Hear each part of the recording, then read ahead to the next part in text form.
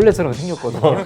큰 애벌레? 사실 이 외모만 봤을 때는 좀 빌런으로 보여질 그 용암 같은 거 피할 때 배에 들어가요. 요 용암 내성이 있나 봐요. 맞아요. 예. 불효성인가 봐요. 인간은 누구나 외로움이란 감정을 경험하잖아요. 이재명 선생님도 외로우세요?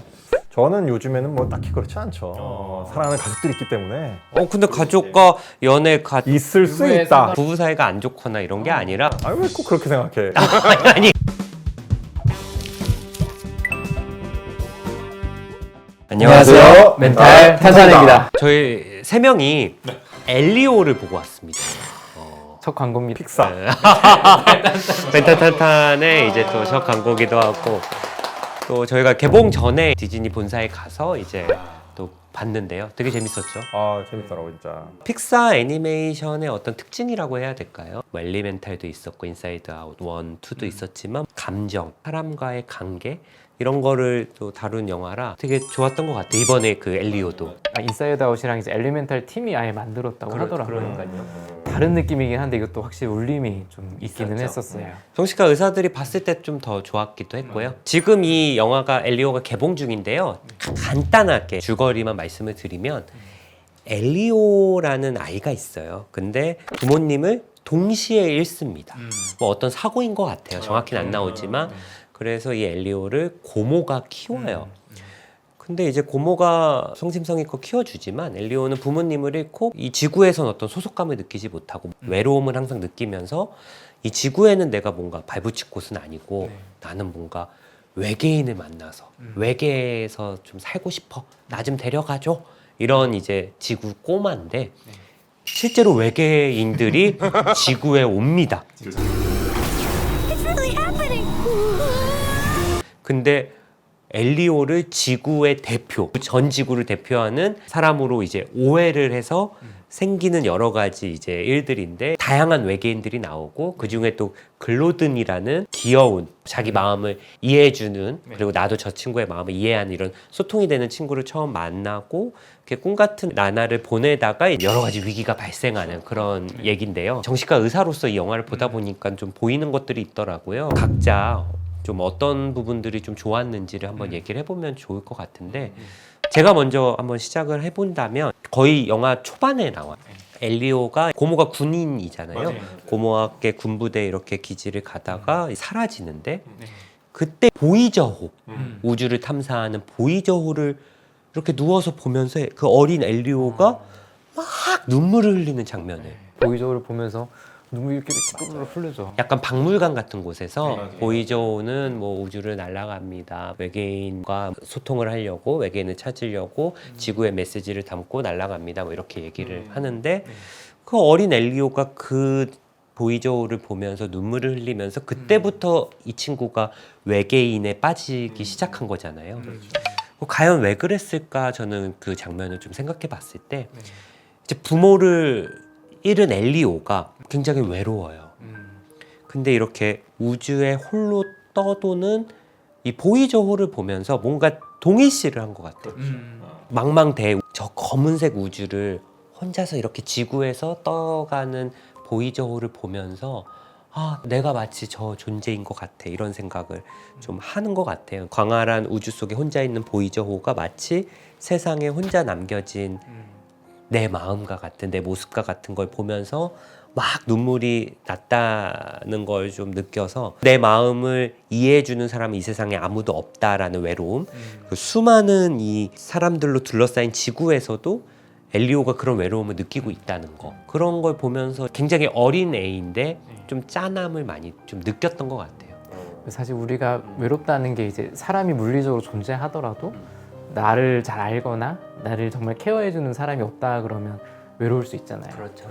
그래서 엘리오도 고모도 있고 하지만 고모가 정말 나를 정말 좋아하는지 아직 잘 모르는 거고 또 날 제일 사랑해주던 사람들이 갑자기 없어진 상황에서 정말 그 우주에 떨어진 것 같은 느낌이 들 것 같아요. 그리고 보이저가 약간 어쨌든 가는 이유는 외계 생명체랑 교신하려는 희망으로 이제 떠다니는 거잖아요. 그래서 저는 약간 엘리오도 나도 혹시 나를 원하는 사람들을 만날 수 있을까? 라는 생각도 좀 희망도 약간 같이 가지지 않았을까? 지구에서는 그런 존재들이 없는데 보이저처럼 저렇게 떠돌다 보면 나를 필요로 하고 나를 이해해주는 사람을 언젠가 만날 수 있지 않을까? 실제로 나중에 그런 노력을 하잖아요. 본인이 좀 커서 그렇게 계속 교신을 시도하고 그쪽에 되게 관심도 보이고. 이준영 선생님은 이 영화를 어떻게 보셨을까요? 엘리오 친구 중에 글로든이라고 있어요. 이제 외계의 생명체. 거의 첫 번째 친구라고 봐야죠. 네, 첫 번째 친구죠. 그 전엔 사실 지구에서 그렇게 친구가 없었어요. 외톨이를 지냈고. 혼자 계속 외계인 교신하려고 해변에만 있고 하니까. 따돌림을 당했다기보단 본인이 좀 사람들을 밀어내는 고립을 자처한 거죠. 자기가 다 따돌렸다고 볼 수 있을 맞아요. 만큼 뭐 무전 동호회 모임도 친구들이 막 무전기 가져왔는데 무전기 주고 가. 뭐 막 가. 뭐 오늘 모임은 취소했어. 막 약간 이런 식으로 얘기하잖아요. 그랬던 엘리오가 결국 외계인을 만나서 위기에 빠졌는데 그 위기 상황에서 글로든이라는 친구를 만나요. 맞아요. 글로든이 예고편 보시면 알겠지만 약간 뭐처럼 생겼죠? 애벌레처럼 생겼거든요. 큰 애벌레? 사실 이 외모만 봤을 때는 좀 빌런으로 보여질 수도 있는데 역시 또 픽사는 그런 걸 또 하나 이렇게 좀 꼬아서 Son, are you prepared to become the greatest war machine in the universe? Oh no. 처음 만났을 때 엘리오가 이제 어디 위기 상황에 매달려 있고 글로든을 만났는데 글로든이 갑자기 막 꼬치처럼 이렇게 막 감싸요. 실 같은 걸 막 누에같이 생겼어요. 맞아. 막 감싸는데 그러면서 이렇게 위로를 해주거든요. 이렇게 진정하라고. 근데 그걸 보면서 엘리오의 전체적인 주제가 외로움이잖아요. 그래서 저는 생각났던 게 정신치료 중에 스키마 치료라고 있어요. 저희 그 정신과 이론 중에 이제 애착 이론이 있는데요. 애착 이론에서 말하는 게 이제 감각적인 안정에 대해서 얘기를 좀 해요. 실제로 어떤 실험이 있었는데 이제 원숭이 실험인데요. 아기 원숭이를 철제로 된 원숭이 엄마가 있고 털로 덮인 이제 원숭이 엄마처럼 생긴 그런 게 있어요. 그래서 철로 된 엄마한테서 이제 우유가 나오게 해놓고 털로 된 엄마한테는 아무것도 안 나오게 했는데 원숭이가 털로 된 엄마 앞에 있다가 밥 먹을 때만 이제 철로 된 거에 갔거든요. 그래서 그 실험에서 나온 것이 이런 신체적인 이제 폭신함이라든지 따뜻함이라는 게 애착적으로 이제 중요하구나. 라고 얘기를 했는데 이 글로든도 아마 거기서 나왔는지 불안해하는 것 같으니까 바로 이제 신체적으로 이렇게 따뜻하게 만들어주고 안정감을 느낄 때는 약간 담요 같은 것도 이렇게 덮어써서 조금 이제 압박이 이렇게 있으면은 조금 안심이 되는 면들이 있어요. 그래서 외롭거나 불안하고 이럴 때 그렇게 쓰는데요. 그래서 저희 진료 오시는 분들 중에서도 이제 외로움 특히나 이제 뭐 10대 후반이나 20대 때 사실 혼자 많이 살잖아요. 그때 되게 고립감이 있거든요. 그런 걸 많이 느끼는 분들한테는 오히려 따뜻한 담요나 이렇게 촉감이 좋은 담요를 사가지고 이렇게 안거나 아니면은 좀 인형 좀 큰 거 사가지고 이렇게 안고 있으면은 생각보다 안정감이 많이 느껴질 수 있다라고 말씀드리는데 그게 좀 생각이 나더라고요. 이런 어떤 감각이 중요하다. 따뜻한 말도 있지만 이런 따뜻한 포옹이라던가 뭐 이런 손 잡아주는 거 이런 것이 생각보다 또 중요할 수도 있는 거죠. 저 애착에서는 촉감이 좀 중요하고 극단으로 이제 중간에 글로든 배에 들어가기도 하거든요. 맞아요. 그 용암 같은 거 피할 때 배에 들어가요. 배에 들어가면 왜냐면 걔는 요 용암 내성이 있나 봐요. 맞아요. 예. 불효성인가 봐요. 그래서 들어갔는데 처음에 무서운데 생각보다 편안하다. 맞아. 느껴져서 그런 편안함이나 이런 부분들이 촉감 쪽으로 좀 표현되지 않았나 싶더라고요. 지구에서 어쨌든 느끼지 못한 감각적인 안정성을 글로든을 통해서 좀 느꼈을 수도 있겠어요. 어떻게 보면. 어떻게 보셨어요, 이재명 선생님은? 그러니까 영화 자체가 또 외로움이라는 주제, 그 소통에 대한 부분들을 좀 얘기했다고 저는 생각을 해요. 결혼이나 연애, 혹은 뭐 가족관계 유무 뭐 이런 거랑 상관없이 인간은 누구나 외로움이란 감정을 경험하잖아요. 이재명 선생님도 외로우세요? 저는 요즘에는 뭐 딱히 그렇지 않죠. 사랑하는 가족들이 있기 때문에 근데 가족과 연애 있을 수 유무에 있다. 상관없이. 있는 분들도 있다. 내가 그렇다는 건 아니라. 뭐 외롭다고 하면 뭐 큰일 나는 거 아니잖아요. 가끔 외로울 수 있죠. 고독하고 싶. 넌 외롭냐? 가끔 삶에 있어서 고독하고 외로울 수도 있죠. 외로울 수 있죠. 외로울 수 있죠. 가끔 외로울 때가 있어요. 그게 뭐 부부 사이가 안 좋거나 이런 게 아니라 아니 왜 꼭 그렇게 생각해? 아니 그러니? 아니 가끔 뭔가 외로움 뭐 이런 그런 감정을 느낄 새가 없었습니다. 열심히 사느라. 그러시군요. 열심히 안 산다고. 지금 지금 자꾸 이상하게 영화를 자꾸 뭐 그냥 농담처럼 얘기했는데 실제로 그런 건 아니고 누구나 보편적인 감정으로서 외로움이라는 게 존재하는 거죠. 연애, 결혼, 가족 유무랑 상관없이 외로움은 항상 있는 것 같고 뭐 꼭 가족과 사이가 나빠서 뭐 연인과 사이가 안 좋아서 외롭다기보단 사실 뭐 우리가 속에 있는 말을 있는 그대로 모두한테 다 털어놓진 않잖아요. 아무리 가까운 사이여도 내가 말하지 않아도 어떤 내 마음을 100% 이해해 주거나 알아주는 사람이 사실은 존재할 수가 없기도 하고 나만 간직하고 있는 어떤 생각이나 고민들을 가지고 있는 한 사실 외로울 수밖에 없지 않을까 생각이 좀 들어요. 그러니까 그런 소통에 대한 기대를 하죠. 특히나 우리가 가장 이제 하는 게 자식일 때 이제 부모에게 그런 뭐 기대를 또 하기도 하고. 근데 부모라 할지라도 자식을 100% 이해할 수 없으니까. 그러다 보니까 거기서 또 실망감을 느끼고 뭐 나는 뭐 힘든 존재야, 우울하다 이렇게 느끼는데 사실은 그게 아닐 수도 있다는 거. 본인이 소통함에 따라서 그 외로움을 변화할 수 있다는 거, 그런 것들은 우리가 좀 생각해 볼 만한 영화 전반을 보면서 저는 그렇게 느꼈고, 우주선이 이제 우주를 떠도는 장면들이 있는데 보면서 아, 인간이 약간 이런 존재구나. 그 큰 우주 안에서 하나의 어떤 외로운 존재. 인간은 근본적으로 어쨌든 외로움을 느끼는 존재고 우주를 이렇게 떠도는 우주선 같은 존재면 너무 슬프잖아요.